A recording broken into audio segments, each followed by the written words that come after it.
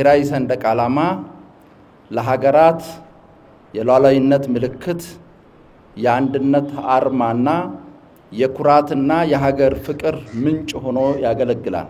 የኢትዮጵያ ፌዴራላዊ ዴሞክራሲያዊ ሪፐብሊክ ሰንደቅ ዓላማ የሪፐብሊኩ የሉዓላዊነትና የህዝቦች በመፈቃቀል ላይ የተመሰረተ አንድነት መግለጫ ነው።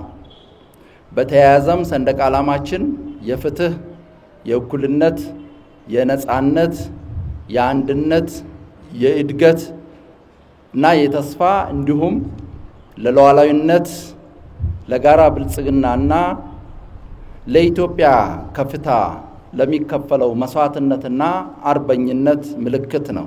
ሰንደቅ ዓላማ የመስዋዕትነት፣ የነጻነት፣ የሉዓላዊነትና የግዛት አንድነት አርማ ነው። የአንድነታችን የሉዓላዊነታችንና የነጻነታችን መገለጫ ታላቅ አገራዊ እሴት የአብሮነታችን አርማ ምልክት ነው።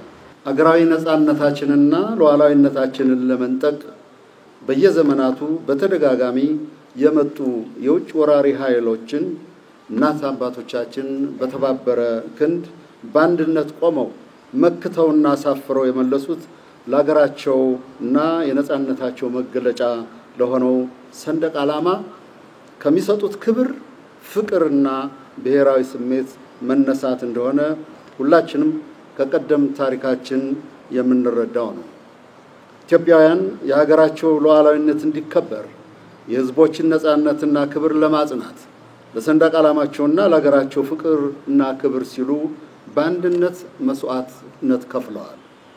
የኢትዮጵያ ሰንደቅ ዓላማ በትውልድ ቅብብሎሽ ለሉዓላዊነታችን የተከፈለና መስዋዕትነትና ህብረ ብሔራዊ አንድነታችን የሚያሳይ ምልክት ነው።